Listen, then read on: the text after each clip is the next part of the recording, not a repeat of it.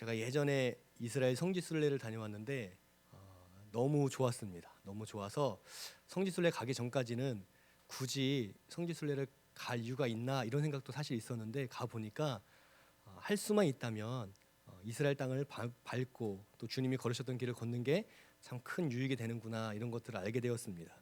그 중에서도 저는 예루살렘이 참 좋았고 또 무엇보다 베들레헴이 좋았습니다. 베들레헴에서 이틀 동안 이제 2번 잠을 잤는데 참 이틀 2박 3일 동안 베들레헴에서 많은 것들을 생각하고 묵상할 수가 있었습니다. 선교사님께서는 위험하니까 밤에 나가지 마라라고 8시에 딱 금지령을 내리셨지만 기도 중에 성령 충만해져서 8시 30분쯤 호텔을 박차고 나가서 베들레헴 길을 걷는데 지금도 베들레헴은 참 조용하고 고요하고 그러니까 저녁이 되니까 차 하나 없는 그리고 좀 휑한 또 발전이 많이 이루어지지 않아서 마치 예수님께서 태어나셨던 그날처럼 그렇게 느껴졌습니다.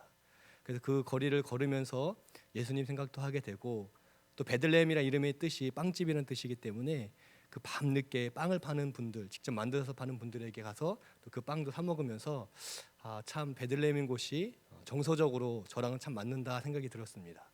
이스라엘에 가보면서 베들레헴 또 예루살렘 성지를 다닐 때마다 참 영적인 그런 어떤 묵상과 또 영적인 유익함이 많이 있었기 때문에 성지순례는 할 수만 있으면 가는 게 좋다라는 생각을 합니다. 물론 굉장히 무덥고 또 시간이 촉박해서 굉장히 바쁘게 이동하다 보니까 바쁘고 또 덥기도 하고 힘들기도 합니다. 잠도 많이 자지 못합니다. 그래서 참 피곤하기도 한데 또 반대로 이런 영적인 유익이 있는 곳 말고 휴가라는 개념으로 또 휴양이라는 의미로 본다면 오늘 성경의 본문이 된 이 본문 성경 장소인 이 가이사랴 빌립보 가이사랴라는 지역이 휴가라는 개념으로 본다면 참 좋았습니다. 왜냐하면 이스라엘 같지가 않았습니다.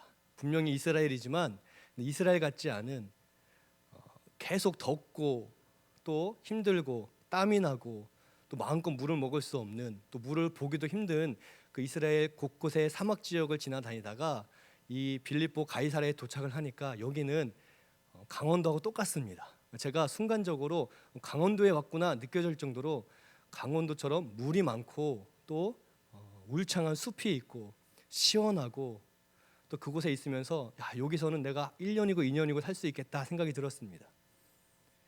이 사진을 잠깐만 먼저 좀 보여드리겠는데요. 제가 가서 찍은 사진인데 그 가이사랴 빌립보에 가면 이 산에서 이렇게 물이 계속 내려옵니다. 그리고 이 물이 이제 다음 사진을 보시면 조금 아래 지역에서 이렇게 폭포가 돼요. 바니아스 폭포라고 성지순례에 가면 꼭 가보는 곳입니다. 왜냐하면 성지순례에 가서 가이드 분께서 뭐라고 하시냐면 여기는 이스라엘에 있는 아주 멋있는 폭포입니다. 바니아스 폭포입니다. 이 폭포를 보면 얼마나 물이 깨끗한지 알 수 있습니다 하고 폭포를 자랑하는데 사실은 이 물이 이제 이 가이사랴 빌립보에 있는 이 물이 흘러서 갈릴리 바다를 만들고 더 내려가서 이제 사해 바다까지 가는 그 모든 물의 근원이 바로 이 빌립보 가이사랴에서 시작되기 때문에 그리고 이 바니아스 폭포는 제가 조금 이따 더 설명을 하겠지만 그냥 물이 많다라는 것보다 더 큰 영적인 의미가 있는 곳입니다. 어쨌든 강원도 숲처럼 제가 이 동영상도 찍었는데 그걸 보여드리려다가 뺐습니다. 예배 직전에. 왜 뺐냐면 꼭 가이드가 된 것 같아서 여러분들에게 자 오늘 결단하시면 10% 할인해 줍니다 그러는 것 같아가지고 뺐는데 이 가이사랴 빌립보라는 지역에 딱 도착을 하면 울창한 숲에 정말 강원도처럼 온도가 한 20도 초반에 시원한 깨끗하고 그리고 먹을 것이 많은 물이 많으니까 농작물이 잘 되죠. 그러니까 여러 가지로 참 풍성한 나라, 풍성한 땅인 것을 알 수가 있습니다. 로마 황제가 이스라엘 헤롯 대왕, 당시에 헤롯 대왕, 그러니까 헤롯 대왕에게 야, 너 내 말 참 잘 듣는다. 너 정말 로마에 충성한다. 내가 너를 보니까 참 기쁘다. 그래 내가 너에게 땅을 주겠다 하면서 이 빌립보 땅을 줍니다. 이 땅을 줘요. 황제가 이스라엘 헤롯 대왕에게. 사실은 이스라엘 땅이기 때문에 헤롯 대왕이 그걸 받을 이유는 없지만 로마 모든 이스라엘 땅은 다 로마 땅인데 이 땅만큼은 황제가 나에게 선물로 주었으니 감사합니다 하고 그것을 넙죽 받습니다. 그리고 헤롯 대왕이 죽은 다음에 헤롯의 아들들이 이제 분봉왕이라고 해서 지역을 다스리는데 빌립이라는 아들이 이 가이사랴 빌립보 지역을 다스리는 왕이 되었습니다. 그러니까 황제가 자기 아버지에게 준 땅이죠.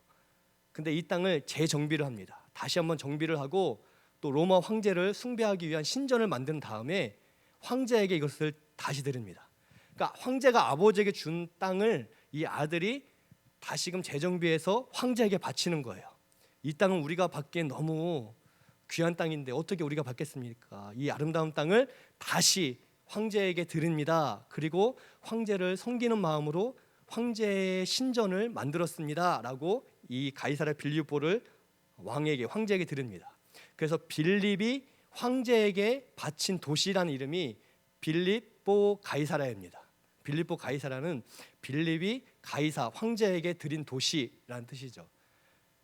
황제에게 주고 싶다고 모든 도시를 황제가 다 받지 않습니다. 황제가 이 도시는 정말 좋은 땅이구나, 정말 괜찮은 곳이구나, 내가 내 이름을 허락하겠다, 빌립보 가이사랴라는 이름을 허락하겠다라고 받는 땅들이 있는데 바로 이 지역의 땅이 그렇다는 거죠. 원래 이름은 바니아스라는 땅이었는데 이제 빌립보 가이사에게 황제에게 바쳐진 땅으로 이제 불리게 됩니다.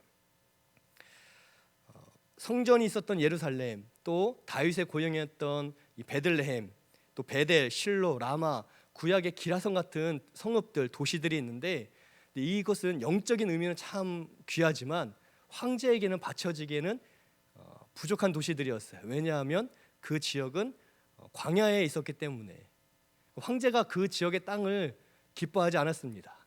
그런데 이 빌립보 가이사랴의 땅은 정말 황제가 볼 때에도 내 이름에 걸맞는 땅이다 라면서 그것을 허락해 준 땅이었다는 거죠. 그만큼 황제가 받을 만한 넉넉한 자원과 물자가 있었습니다. 당연히 그렇게 발달하고 도시가 물자가 있고 사람들이 모이고 그러다 보니 당연히 거기에는 우상 숭배가 발달할 수밖에 없었던 땅이죠. 이곳은 아주 오래전부터 판이라고 하는 신을 섬겼습니다. 이 판이라고 하는 신은 몸은 사람이고 하반신은 이제 염소인 신입니다. 그러니까 우리가 그리스 신화를 보면 그런 신이 있죠. 몸은 상반신은 사람인데 하반신은 염소인. 그러니까 그 판신을 오래도록 섬겼던 곳이에요. 이 판신은 목축과 다산의 신입니다. 그래서 이 판신을 섬기는 도시라는 이름으로 이 파니아스 그리고 나중에 바니아스로 바뀌게 된 거예요. 아까 그 폭포 이름이 바니아스 폭포라고 합니다. 가이드들은 바니아스 폭포입니다. 이스라엘에 참 굉장히 아름다운 깨끗한 물, 1급수인 물이 내려오는 폭포입니다. 자랑을 하는데 사실 그건 자랑할 곳이 아니었어요. 왜냐하면 이 판이라는 신이 허락한 폭포란 뜻이에요. 바니아스 폭포가 파니아스 폭포. 그러니까 그 지역은 아주 옛날부터 판신이 비를 내리고 또 땅을 비옥하게 해서 농사를 지으면 다 수확하고 또 그 판신을 섬김으로써 복받은 곳으로 알려진 곳입니다. 그렇게 판신을 섬겼던 곳이고 나중에 그리스 헬라 시대에는 이제 제우스 신을 받아들여서 제우스를 섬기는 신전이 거의 이스라엘에 유일하게 이곳에 있습니다. 그러니까 제우스를 섬겼던 신전도 이 판신을 섬긴 신전 옆에 있습니다. 그리고 그 황제를 섬기했던 이 빌립이 황제를 위한 신전도 바로 이 판신 한쪽에다가 황제를 위한 또 신전을 만들었던 곳이죠. 그렇게 우상들이 다 모인 곳이 바로 이 빌립보 가이사랴였습니다. 세 번째 사진을 한번 잠깐 보여주시면, 여기에 보시면 맨 왼쪽에 집 같은 게 있죠. 그게 황제를 섬기는 신전이고 가운데에 또 집 같은 게 있죠. 거기가 제우스를 섬기는 신입니다. 그리고 그 중간에 조그맣게 동굴같이 파여 있는 데가 판신을 섬기는 곳입니다. 그 밑에는 울창한 숲이 있고 그 숲 위로 큰 절벽과도 같은 이런 큰 바위가 있어요. 그리고 그 바위 밑에 한쪽에는 황제를 위한 신전, 가운데에는 제우스를 위한 신전, 중간에는 판신은 아주 오래전부터 섬겼기 때문에 신전을 짓기 전부터 마치 우리나라 비나이다 했던 그것처럼 저 동굴을 파서 이제 신을 섬겼던 거예요. 그리고 그 오른쪽에 보시면 이제 광장이 있죠. 연극도 하고 뭐 이렇게 제사도 드렸던 광장이 있습니다. 네 번째 사진을 보시면 이게 현재 이렇게 되어 있습니다. 그 높은 산은 그대로고요. 이제 신전은 다 전쟁 속에 없어졌어요. 저 왼쪽에 가운데에 동그란 게 이제 그 판신을 섬겼던 그런 장소, 그 굴이었습니다. 여기 보시면 사람이 보이시나요? 조그맣게? 네, 저 조그맣게 사람들이 있어요. 제가 이거를 이제 멀리서 찍었는데, 야, 너무 크다. 너무 큰 곳에 이제는 그 흔적들밖에 안 남아 있지만 정말 큰 바위 속에 황제를 섬기고 또 이 판신을 섬기고 제우스 신을 섬긴 흔적들이 남아 있습니다. 조금 더 크게 보면 다음 사진을 보시면 이제 저렇게 크게 되어 있습니다. 그러니까 저렇게 큰 곳, 지금 저 큰 구멍이 이제 황제를 섬겼던 곳, 신전은 사라지고 그 속으로 깊게 팠던 굴이 남아 있고요. 가운데가 판신, 또 오른쪽이 이제 사라졌지만 제우스를 섬겼던 곳입니다. 이렇게 이 가이사랴 빌립보는 우상 숭배를 굉장히 잘했던 그런 도시였죠. 예전에 시골 분들이 서울을 가고 또 특별히 강남을 가면 깜짝 놀랍니다. 그런 발달된 문화를 보면서. 근데 이스라엘 사람들이 예루살렘, 또 베들레헴, 뭐 라마 이런 곳에 있다가 이 가이사랴 빌립보 황제에게 바쳐진 도시를 가면 깜짝 놀라는 거예요. 이스라엘 사람들이 로마를 가보진 않았지만 가장 로마에 근접한 발달한 도시가 이 빌립보 가이사랴였기 때문입니다. 마치 로마처럼 가장 현대화된 도시고, 또 이스라엘은 물이 귀한데 이곳은 하루에 수많은 물이 계속 내려오고 폭포도 있고, 또 그 물이 많기 때문에 울창한 숲이 도시 전체에 있고, 또 지금도 거기에 농사를 짓고 있어요. 그 물이 많으니까 계속 농사를 짓습니다. 이 빌립보 가이사랴 바로 위에가 헬몬산이에요. 헬몬산. 이 헬몬산은 겨울에는 눈도 내립니다. 이스라엘 사람들이 스키도 타요. 여기서 밤에 눈이 내리기 때문에 그 스키 타고 그 눈이 여름에 녹으면 또 계속 폭포, 바니아스 폭포로 내려오고, 그러니까 이스라엘 사람들이 볼 때에는 이 땅이야말로 천국과도 같은 땅이다, 이런 생각을 할 수밖에 없었습니다. 그들이 영적으로는 예루살렘, 거기에 성전이 있었기 때문에 제사를 드렸지만, 그렇지만 가장 발달된 도시, 가장 크고 화려하고 로마를 닮은 도시, 황제가 받을 만한 도시가 바로 이 가이사랴 빌립보였습니다. 근데 예수님께서 지금 이 빌립보 가이사랴를 제자들과 같이 가고 있으세요. 왜 가셨을까요? 거기에 보통 예수님은 어느 지역을 가시면 꼭 사람을 만나셨습니다. 고쳐줘야 될 사람, 회복시켜줘야 될 사람, 또 복음을 전해야 될 사람을 만나는데, 이 가이사랴 빌립보에서는 아무도 만나지 않으십니다. 그러니까 제자들하고만 대화를 하고 계세요. 그러니까 예수님이 굳이 가이사랴 빌립보까지 간 이유는 거기에서 지금 제자들과 대화하기 위해서였습니다. 다른 곳에서도 대화할 수 있었지만 꼭 거기에서만 예수님께서 해야 할 말씀이 있었기 때문에, 그 땅 지역의 누군가를 위해서가 아니라 제자들을 위해서 지금 제자들을 데리고 이 빌립보 가이사랴 지역을 향해 나아갔다는 거죠. 이스라엘 제일 북쪽에 있는, 가장 끝쪽에 있는 땅입니다. 거기에서 예수님은 사람들이, 또 제자들이 나를 누구로 생각하는지를 물어보시고, 또 예수님을 따른다는 것이 어떤 뜻인지를 가르쳐주고 계십니다. 오늘 말씀의 내용입니다. 제자들은 가장 번성하고 세속화된 그 빌립보 지역에서 예수님의 질문에 대답을 합니다. 예수님께서 사람들이 나를 누구라고 하느냐라고 했을 때, 어떤 사람은 세례 요한이라고 하고, 또 어떤 사람은 엘리야라고 하고, 또 어떤 사람은 선지자 중에 한 명이라고 합니다. 우리가 그렇게 들었습니다. 자기 신들이 들은 대로 예수님께 고백합니다.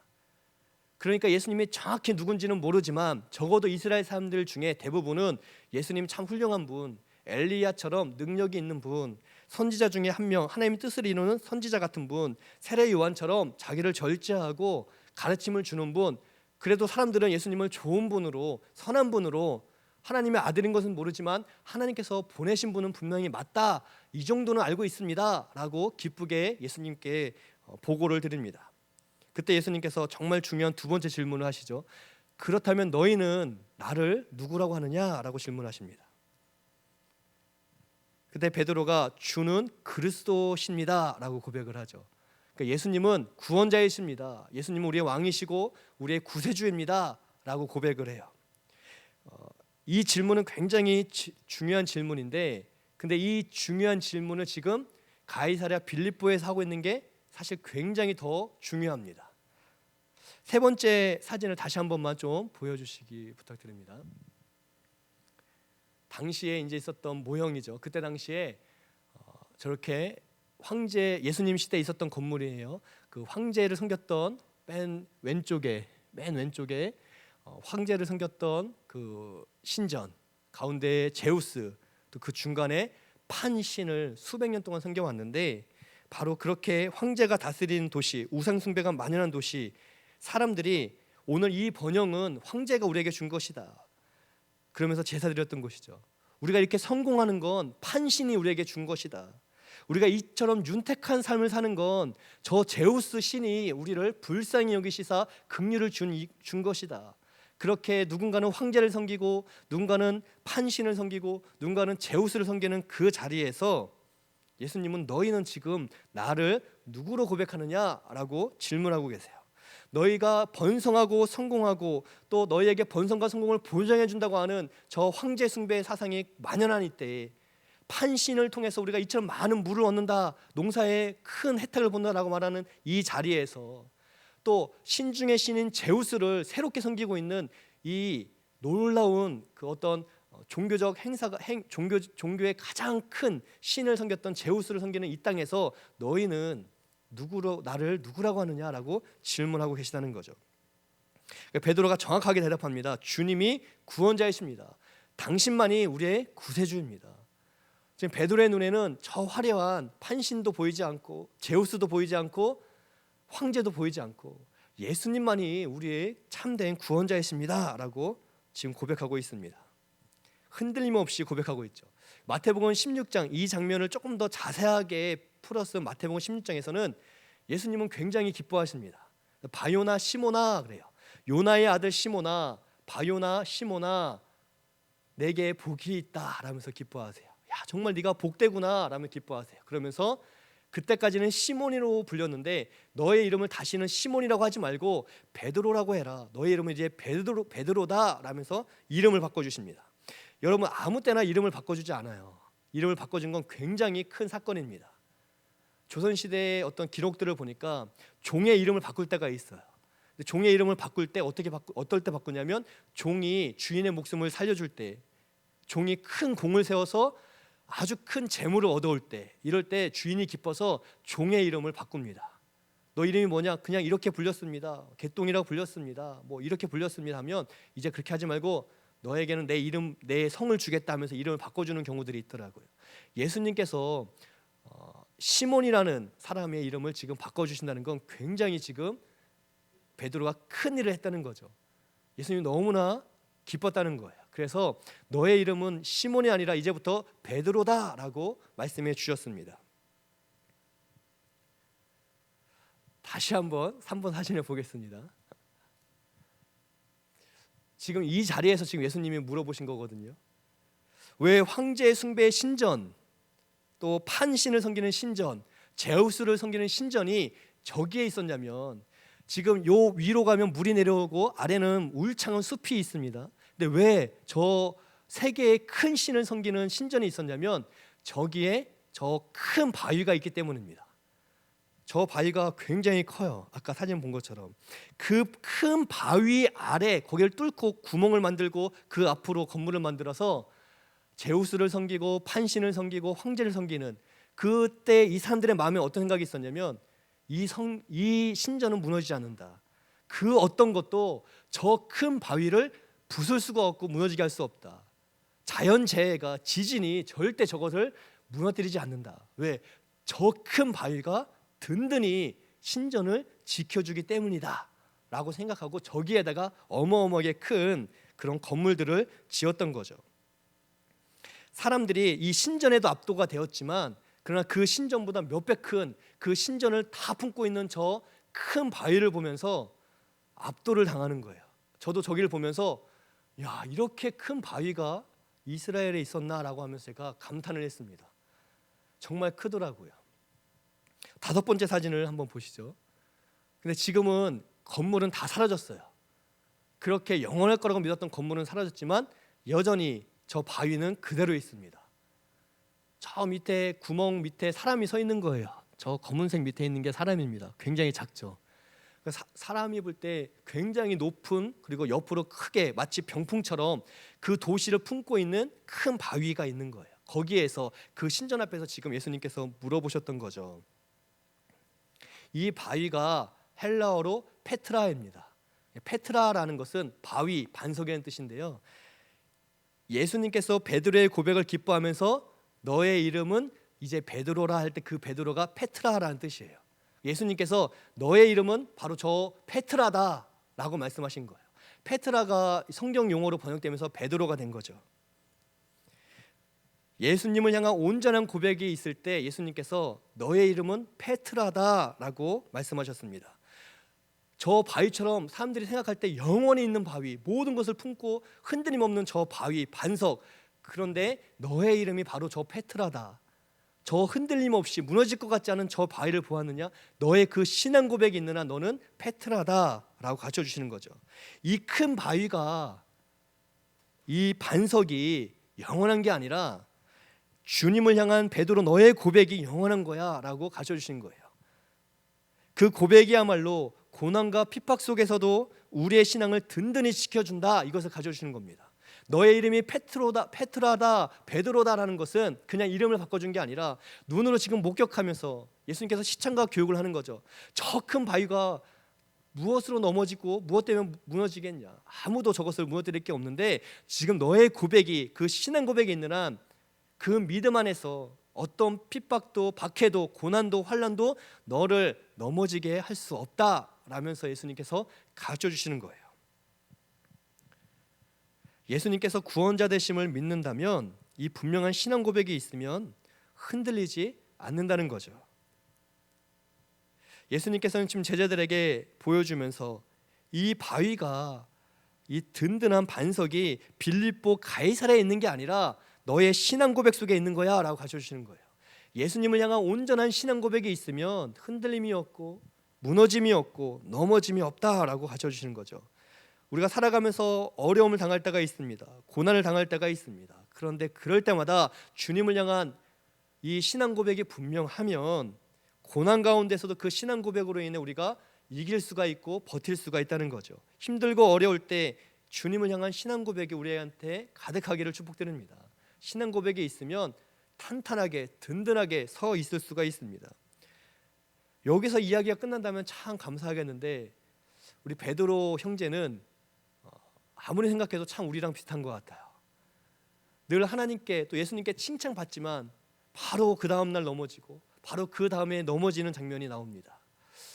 그냥 쭉 그 성장한 상태로 쭉 칭찬받은 상태로 가는 게 아니라 또 실수하고 또 실패합니다. 베드로가 이렇게 아름다운 신앙 고백 후에 예수님께서 기쁨 가운데 이제 십자가의 죽음과 부활에 대해서 첫 번째 말씀해 주십니다.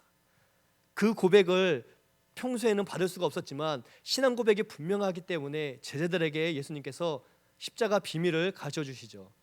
이제 곧 십자가에서 돌아가실 것이고 고난을 당해 돌아가시지만 3일 만에 부활할 것을 가르쳐 주십니다. 그때 바로 이 다른 제자도 아니고 아름다운 신앙 고백을 방금 했던 이 베드로가 예수님께 항변합니다. 32절에 보니까 예수님을 붙들고 항변하매라고 기록되어 있어요. 이 항변한다는 단어는 예수님께서 풍랑을 꾸짖을 때 쓰던 단어와 똑같습니다.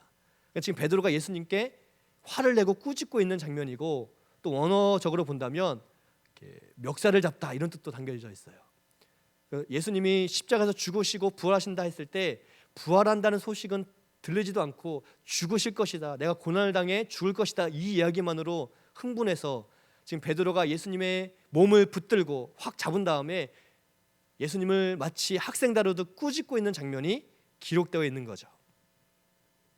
그때 33절에 예수님께서 바로 반대로 베드로를 꾸짖으시며 이르십니다. 베드로를 혼내시는 거예요. 뭐라고 혼내시냐면 사탄아 내 뒤로 물러가라, 내가 하나님의 일을 생각하지 않고 도리어 사람의 일을 생각하는도다 라면서 예수님께서 베드로에게 사탄이라고 이야기를 하고 계십니다. 사탄은 멀리 있는 게 아니라 오늘 말씀만을 본다면 누구든지 하나님의 일을 생각하지 않고 사람의 일을 먼저 생각하면 그 순간 곧 예수님은 사탄이라고 말씀하실 수도 있는 거죠. 베드로가 곧 사탄은 아니지만 지금 순간적으로 사탄의 생각에 또 넘어지고 미혹된 것을 볼 수가 있습니다. 베드로는 나름의 계획이 있었던 것 같아요. 예수님을 왕으로 고백하고 구원자로 고백하면서 나름대로 예수님을 향한 기대, 소망이 있었던 것 같습니다. 그래서 이제 곧 예수님과 함께 예루살렘에서 무언가 정치적인 어떤 쿠데타를 통해서 정권을 바꾸던 아니면 하나님 나라를 실현하기 위해 어떤 능력을 행하던 무언가 자기가 볼 때 예수님을 향한 어떤 큰 기대치가 있었고 또 자신이 예수님의 수제자이니까 예수님을 통해서 꽤 높은 자리를 얻고자 하는 그런 마음이 있었는지도 모르겠습니다. 이제 중요한 건 어떤 생각을 갖고 있었던 지금 예수님의 말 한마디에 다 틀어진 거죠. 예수님께서 나는 십자가에서 고난을 당해 죽을 것이다 라고 하셨을 때 베드로는 그게 용납이 되지 않았던 거예요. 그래서 항변합니다. 인간적인 연약함이죠. 우리가 사람이기 때문에 베드로의 마음이 이해가 됩니다. 제 얘기는 아니고 제가 아는 어느 분 얘기인데 공부를 굉장히 잘했어요. 그래서 서울대, 연대, 고대 막 이렇게 갈 수 있었던 실력이었던 것 같아요. 근데 그분이 이제 장로교 지금 목사님이신데 그분이 고등학생 때 은혜를 받아서 장신대 그 신학대학원을 장로교 신학대학원을 이제 가게 되었습니다. 그때 그 부모님, 아버지 권사님, 아버지 장로님, 어머니 권사님이 막 말리는 거예요. 네가 뭐가 부족해서 지금 신학교 가냐고. 야, 네가 지금 뭐가 부족해서 서울대, 연대, 고대 지금 기대치가 있는데 신학교를 가냐고 막 혼내가지고 굉장히 고3 때 갈등을 많이 했었습니다. 그 얘기를 제가 들으면서 저한테 막 한탄하시면서 이야기하시는데 제가 그걸 들으면서 아니 꼭 제가 부족해서 신학교 간 것 같이 느껴지는 거예요. 그 권사님, 장로님, 저도 눈 2개고 손도 2개고 뭐 발도 2개고 다 있어요. 안 부족해요. 아이 목사님은 훌륭하니까 가신 거고 저희 아들은 지금 해야 할 일이 있는데 어떻게 그럴 수가 있냐고. 저 서울에 친척집에서 그 장로교를 다녔는데 거길 보내지 말고 성결교를 보냈어야 됐다고 막 이게 더 무슨 말인가 막 제가 그랬어요.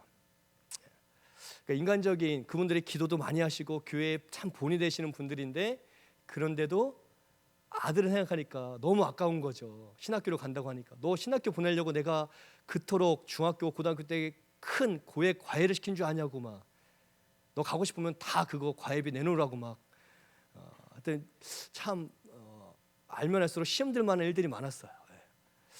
그런데 결국은 이제 하나님의 부르심 앞에 순종하여 이제 갖고 이제 지금은 목사님이 되셨습니다. 제가 이 이야기를 왜 드리냐면 그분들도 굉장히 열심히 뜨겁게 하나님을 섬기고 또 교회를 섬겼던 분들입니다. 그 누구보다도 제가 개인적으로 본다면 참 존경스러운 정말 그런 부부셨어요. 그런데 자기 자녀에게만큼은 이 자녀는 하나님의 자녀라는 생각보다는 내 자녀, 내 꿈을 이루기 위해 내 기대를, 내 소망을 이루는 자녀로 보셨던 것 같아요. 그러니까 잘 하나님을 섬겼던 부모 밑에서 그 부모님의 신앙을 이어받아 목회자로의 부르심 앞에 순종하려고 하니까 그것을 가장 안타까워하고 반대했던 역할을 했던 거죠. 하나님을 사랑하고 섬기지만 그러나 인간적인 이 욕심이 그 순간에 절제가 되지 않았던 것 같아요. 그러니까 베드로가 그랬던 것 같습니다.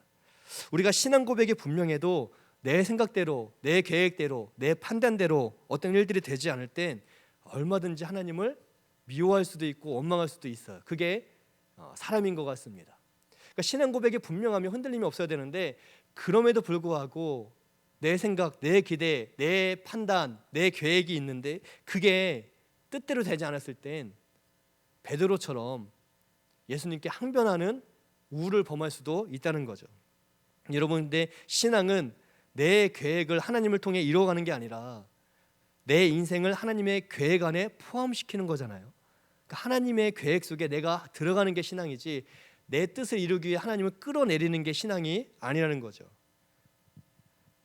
하나님이 나를 돕기 위해 이 자리에 오는 게 아니라 내가 하나님의 영광 가운데 쓰임받기 위해 하나님께 나아가는 게 성경에서 말하는 참된 신앙인데 지금 베드로는 그걸 못하고 있는 거예요. 예수님을 구원자로 주인으로 고백은 하지만 정말 예수님의 주인 되신 삶은 아직은 준비되지 않았던 것 같아요. 왜냐하면 그것을 하기 위해선 꼭 해야 될 게 있는데 자기 부인입니다. 자기를 부인한 사람만이 예수님 앞에, 하나님 앞에 자기 십자가를 지고 순종할 수가 있다는 거죠. 그러니까 자기 부인이 없이는 이것을 할 수가 없습니다. 그러니까 자기 부인이 없이 예수님이 원하시는 길을 따라갈 수 있는가? 그럴 수가 없다는 거예요. 34절에 보면 분명하게 예수님이 말씀하십니다. 나를 따라오려면 자기를 부인하고 자기 십자가를 지고 나를 따라라. 따라오지 않아도 괜찮은데 정말 예수님을 구주로 믿고 따라온다면 자기를 부인하고 각각 자기들의 십자가를 지고 예수님을 따라야 된다라고 말씀하셨습니다. 신앙 고백이 분명하지만 내 인생은 왜 이렇게 더딜까? 내 인생은 왜 이렇게 뜻대로 되지 않는가? 고난과 어려움과 같은 문제가 도대체 언제 해결되나 하는 그런 순간에 비록 내 생각대로 내 기대대로 되지 않는 그때도 여전히 주님을 신뢰하고 또 믿음으로 따라가기 위해선 우리에게 나를 부인하는 자기 부인이 있어야만 된다는 거죠. 이 가이사랴 빌립보 지역은 이스라엘 지파로 본다면 단 지파가 있었던 지역이었습니다. 그러니까 단 지파가 이 가이사랴 빌립보를 중심으로 거주했었습니다. 여호수아를 보면 가나안 정복 후에 이제 여호수아가 하나님의 말씀에 의지해서 12지파에게 이제 땅을 분배하죠. 땅을 이렇게 나눠주는데 단지파의 땅은 원래 여기가 아니었습니다. 단지파의 땅은 이 가이사랴 빌립보 현재 단지파가 있었던 땅은 북쪽이고요. 이 가이사랴 이 단지파가 원래 받았던 땅은 서쪽입니다. 바닷가 쪽. 거기엔 누가 있냐면 블레셋 땅이 있어요. 여부스 족속, 블레셋 족속에 있었던 땅을 하나님께서 단지파에게 주었습니다. 단지파는 인구가 많지 않았기 때문에 아주 작은 땅을 줬어요. 그런데 그 작은 땅에도 가장 무서운 블레셋 사람들이 있었고 또 그 땅은 척박한 땅이었습니다. 그 땅은 지금도 블레셋 평야로 불려요. 그러니까 블레셋들이 있었던 그 땅, 거기가 단지파에게 하나님께서 허락하신 땅이었습니다. 근데 단지파가 볼 때에는 도저히 저기를 정복할 자신이 없는 거예요. 하나님이 주셨지만 그 땅에 갔다가 우리 다 죽는 거 아닌가? 그리고 우리가 아무리 적어도 어떻게 이런 땅을 주냐, 이런 생각들이 있었습니다. 그래서 또 나가서 하나님께서는 분명히 개척하라, 싸워라, 이길 수 있다 하셨지만 도저히 여부스 족속, 블레셋 족속은 우리가 이길 수 있는 상대가 아니고 또 이긴다 한들 그 땅은 그냥 척박한 땅인데 왜 우리가 거기에 가야 되냐? 그럼 단지파 리더들이 상의를 한 후에 우리가 싸우지 않고도 얻을 수 있는 땅, 그 중에서도 비옥하고 물이 충만한 땅이 있는데 그쪽으로 가자라면서 하나님 말씀을 어기고 북쪽으로 올라가서 이 가이사랴 빌립보 지역, 그 지역의 헬몬산 아래에 있는 그 비옥한 땅을 그냥 무효 입성을 해버립니다. 그냥 찾아가서 거기를 다 우리 땅이다라고 점령을 해버려요. 그래서 원래 받은 그 단지파의 땅에는 단지파가 살지 않고 다 북쪽으로 이동해서 단지파가 살게 되었습니다. 이 땅에서. 하나님을 믿지만 그래서 우리가 출애굽도 했고 이 땅까지 왔지만 그런데 우리가 보니까 저 블레셋 사람과 싸우기보다는 북쪽에 훨씬 좋은 땅이 있는데 왜 어리석게 저 땅에 들어가야 되냐? 우리가 여기서도 하나님을 섬기고 저기서 섬기고 어디서든 하나님을 섬길 수 있는데 굳이 이 땅에 있을 이유가 없다. 더 좋은 땅에서 더 좋은 것을 가지고 수확해서 하나님께 드리면 되지. 그게 더 합리적이고 이성적이고 우리가 볼 때 더 옳다. 한 명도 죽지 않아도 된다. 전쟁을 치르지 않아도 된다. 우리가 이 땅을 차지하고 여기서 하나님께 예배드리며 살자라면서 하나님의 말씀에 순종하지 않고 북쪽으로 올라가서 가이사랴 빌립보로 가는 그 땅을 이제 주거지 삼아서 살게 됩니다. 정말 그렇게 그들이 생각하고 협의하고 인간적인 생각으로 나간 땅에서 그들이 부응했는가? 그렇지 않습니다. 그 땅은 적경 지역이었기 때문에 가장 많은 이민족의 침입을 받았고 그리고 12지파 중에 가장 먼저 사라진 지파가 바로 이 단지파예요. 그리고 단지파는 지금도 텔단이라고 하는 곳이 있습니다. 바로 그 지역, 이 가이사랴 빌립보에 단지파가 살았던 거기에 북이스라엘이 나중에 여로보암 왕이 우상숭배의 도시로 이 텔단이라는 지역을 우상숭배 도시로 만들어 버리는데 그 땅은 계속 북이스라엘 때부터 우상을 숭배하고 나중에 판신을 섬기고 제우스를 섬기고 또 황제까지 섬기는 우상숭배의 땅이 돼버렸죠. 그 사이에 단지파는 다 사라졌습니다. 없어져 버렸습니다. 평화를 위해서 더 좋은 땅으로 가자. 거긴 싸울 필요가 없다 했지만 그 땅이야말로 전쟁이 끊이지 않았고 그 땅이야말로 죽음이 있었던 도시였죠. 눈으로 볼 땐 많은 먹을 것이 많았고 물이 많았고 또 풍족했고 영화로워 보였지만 그 땅에선 죽을 수밖에 없었다는 거죠. 자기를 부인하지 않고 하나님께 순종하지 않은 결과가 이처럼 허무함을 성경이 증언해 주었습니다. 그들은 하나님을 향한 신앙의 고백은 있었지만 자기를 부인하고 하나님 말씀하신 땅으로 나아가는 자기 부인 그리고 자기 십자가를 지는 그 놀라운 순종이 없었기 때문에 편리한 대로, 편한 대로, 이성대로 자기가 볼 때 옳은 대로 행동해서 사라져 버렸습니다. 오늘 베드로가 똑같은 잘못을 사실 범하고 있는 거예요. 분명한 신앙 고백은 있었지만 자기를 부인하고 예수님을 따라가는 십자가를 지는 것은 없었기 때문에 오늘 예수님께서 베드로에게 그를 꾸짖으시면서 말씀하고 있는 거죠. 분명한 신앙 고백이 있지만 우리 삶이 내 생각과 다를 때 어려움과 공고함이 계속되어서 불쑥불쑥 인간적인 생각이 찾아올 때가 있습니다. 인간적인 욕심이 나에게 찾아와서 그 욕심대로 사고 싶을 때도 분명히 있죠.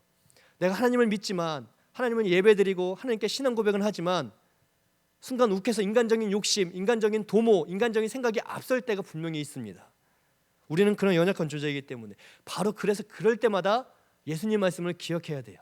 자기를 부인해야 된다. 우리가 믿음의 고백이 있었다면 그 고백으로 끝나는 게 아니라 그 고백이 삶이 될 수 있도록 나를 부인하고 순종해야 된다. 내가 하고 싶은 것만 다 한다면 그것은 순종이 아닙니다.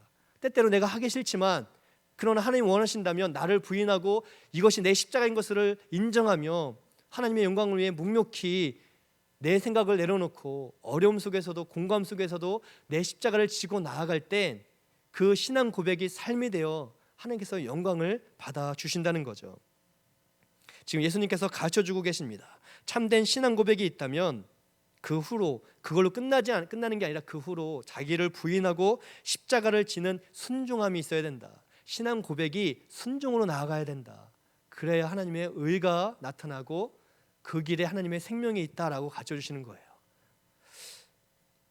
35절 말씀을 한 번만 더 보겠습니다. 이게 보니까 자기 목숨을 구원하고자 하면 잃을 것이지만 나와 복음을 위해 자기 목숨을 잃으면 구원하리라. 자기 목숨을 구원하려고 시도만 해도 잊는다라고 말씀하시는 거예요. 그러니까 그렇게 하려고만 해도 잃어버린다는 거죠. 그런데 예수님과 복음을 위해 자기 목숨을 잃으면, 실제로 잃어버리면, 실제로 자기를 부인하여 자기를 죽이면 구원이 있다라고 가르쳐주고 있습니다. 여러분, 이 이야기는 사실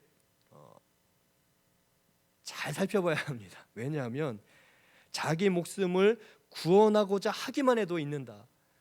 내가 볼 때 이건 옳은 일이라고 생각하고 나아가기만 해도 이미 그것은 죽은 목숨이라는 거예요. 그러나 예수님을 위하여 죽는 척하는 게 아니라 정말 죽을 때, 정말 자기를 부인할 때 참된 구원, 영생, 생명이 있다라고 가르쳐 주신다는 거죠. 화려한 도시에서 자기 입맛대로 우상 숭배하고 있는 이 가이사랴 빌립보에서 또 나 잘 믿고 있다고, 잘 살고 있다고, 내가 지금 생명의 길을 가고 있다라고 착각하고 있는 이 가이사랴 빌립보 그 땅에서 예수님은 분명한 신앙 고백이 있어야지 흔들림이 없다라고 가르쳐 주시는 것이고, 그리고 신앙 고백이 있다면 자기를 끊임없이 부인하며 순종해야 된다. 불쑥불쑥 인간적인 생각, 인간적인 욕심, 인간적인 어떤 가치관 나에게 나타날 때 그것을 억누르고 내 생각이, 내 판단이 옳은 게 아니라 하나님 말씀이 분명하고 옳기 때문에 나를 오늘도 부인하고 십자가를 지고 나아가라라고 가르쳐 주신다는 거죠. 내 생각과 경험과 계획보다 먼저 하나님 말씀에 순종할 수 있는 올 한 해가 되시기를 축복드립니다. 그렇게 하나님 앞에 흔들림 없이 든든히 서가는, 그럴 때 비로소 우리가 페트라 흔들림 없는 반석가드 같은 믿음으로 승리할 줄을 믿습니다. 오늘 이 밤에 우리가 그 믿음으로 하나님께 나아가는 귀하고 복된 우리 모두 되시기를 예수님의 이름으로 축복드립니다.